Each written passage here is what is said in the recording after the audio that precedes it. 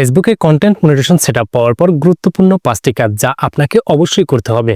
Hello everyone, আসসালামু আলাইকুম। আপনারা দেখছেন ডিএম এক্সপার্ট আইটি আর পুরো ভিডিওজের সঙ্গে আছি আমি মোহাম্মদ মাসারুল ইসলাম। ফেসবুক কন্টেন্ট মনিটাইজেশন সেটআপ পাওয়ার পর অনেকেই আমরা আবেগে আপ্লুত হয়ে যাই কিংবা খুশি হয়ে যাই, মনে করি যে আমরা এখন থেকেই হাজার হাজার ডলার ফেসবুক থেকে ইনকাম করতে পারবো। বাট হাজার হাজার ডলার ইনকাম তারাই করতে পারে যারা ফেসবুকের কন্টেন্ট মনিটাইজেশন সেটআপ পাওয়ার পর এই 5টি কাজ করে।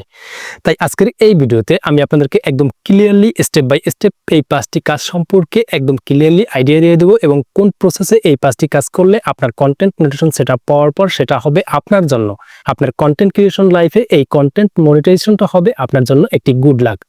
বাট এই 5টি কাজ না করলে আপনার কন্টেন্ট মনিটাইজেশন পেলেও আপনি কিন্তু ফেসবুক থেকে ইনকাম করতে পারবেন না। তো চলুন জেনে নেই এই 5টি কাজ সম্পর্কে।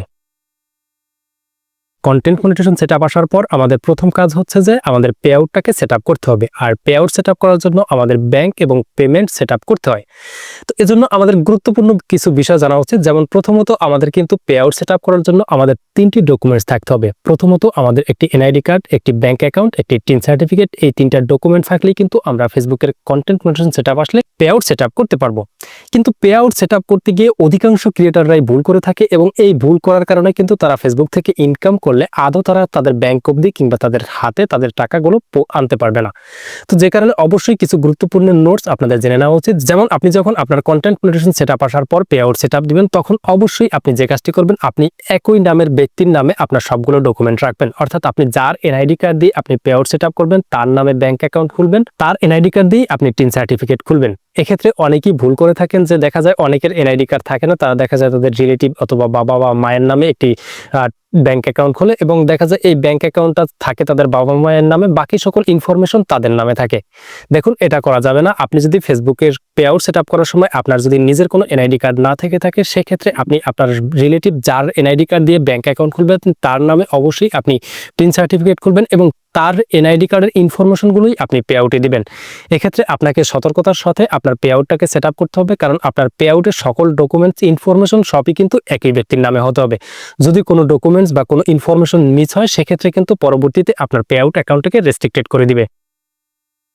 ফেসবুক কন্টেন্ট মনিটাইজেশন সেটআপ পাওয়ার পর আমাদের কন্টেন্টগুলো কিন্তু ফেসবুকের partner monetization policies, content monetization policies, community standard rules মেনে আমাদেরকে পাবলিশ করতে হবে, নতুবা আমাদের সেই কন্টেন্ট থেকে কিন্তু আমরা ইনকাম পাবো না। এজন্য হেট স্পিচ, মিথ্যা তথ্য, কপিরাইট কন্টেন্ট কিংবা অন্যের মিউজিক ব্যবহার করা কন্টেন্ট ফেসবুকে পাবলিশ করা থেকে বিরত থাকতে হবে। এছাড়াও ফেসবুকের partner monetization policies, content monetization policies যে রুলসগুলো রয়েছে এগুলোকে আমাদের ভালোভাবে চেক আউট করতে হবে। এগুলো চেক আউট করার জন্য ক্রোম ব্রাউজারে গিয়ে পার্টনার মনিটাইজেশন পলিসিস লিখে সার্চ করে দিলে ফেসবুকের পার্টনার মনিটাইজেশন পলিসিস যে রুলসগুলো রয়েছে সেগুলো চলে আসবে। এখান থেকে আপনাদের এই বিষয়গুলোকে ভালোভাবে চেক আউট করতে হবে। অথবা ইউটিউবে গিয়ে আপনারা ফেসবুকের partner monetization policies, content monetization policies রুলসগুলো লিখে সার্চ করলে এই রিলেটেড অসংখ্য ভিডিও পেয়ে যাবেন।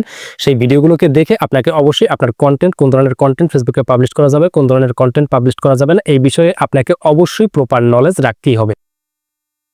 কন্টেন্ট স্ট্র্যাটেজি সিলেক্ট করা কিন্তু একজন কন্টেন্ট ক্রিয়েটরের জন্য সবচেয়ে বেশি গুরুত্বপূর্ণ এবং আপনি যদি আপনার ফেসবুক পেজ থেকে প্রপার ইনকাম করতে চান এবং আপনি একটা ভালো অ্যামাউন্ট ইনকাম করতে চান, সেক্ষেত্রে আপনাকে অবশ্যই কন্টেন্ট স্ট্র্যাটেজি সেট করতে হবে। অর্থাৎ আপনি আপনার ফেসবুক পেজে দিনে কয়টা রিলস ভিডিও আপলোড করবেন, দিনে কয়টা ফটো পাবলিশ করবেন বা সপ্তাহে কয়টা লং ভিডিও পাবলিশ করবেন, এটার একটা শিডিউল মেনটেন করতে হবে।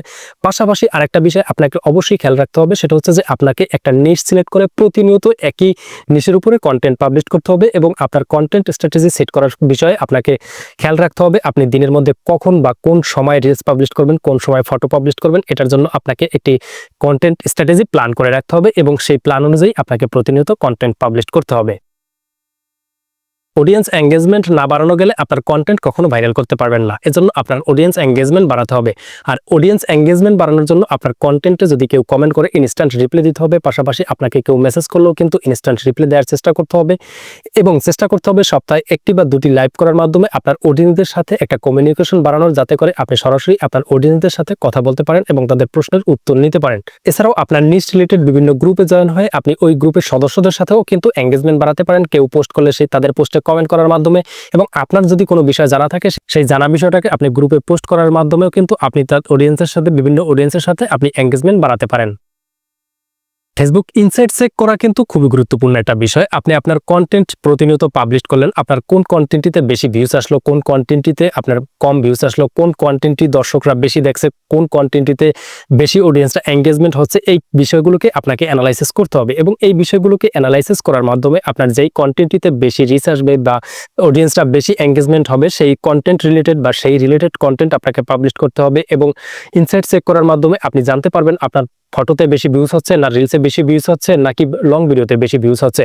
এই বিষয়গুলোকে অ্যানালাইসিস করার মাধ্যমে আপনি আপনার কন্টেন্ট স্ট্র্যাটেজি সেট করতে পারবেন। এজন্য আপনাকে অবশ্যই আপনার ইনসাইট চেক করতে হবে। তো কন্টেন্ট মনিটাইজেশন সেটআপ পাওয়ার পর এই 5টি কাজ যদি আপনি করতে পারেন সেক্ষেত্রে আপনার ইনকাম বহুগুণ বাড়বে। এবং এই 5টি কাজের মধ্যে কোন বিষয়টা আপনার কাছে ভালো লাগলো সেটা নিচে কমেন্ট করে জানিয়ে দিতে ভুলবেন না। এছাড়াও পরবর্তীতে এরকম আরো ইম্পর্টেন্ট ভিডিও পাওয়ার জন্য আমাদের ফেসবুক পেজে ফলো দিয়ে ইউটিউব চ্যানেলে সাবস্ক্রাইব করে রাখবেন।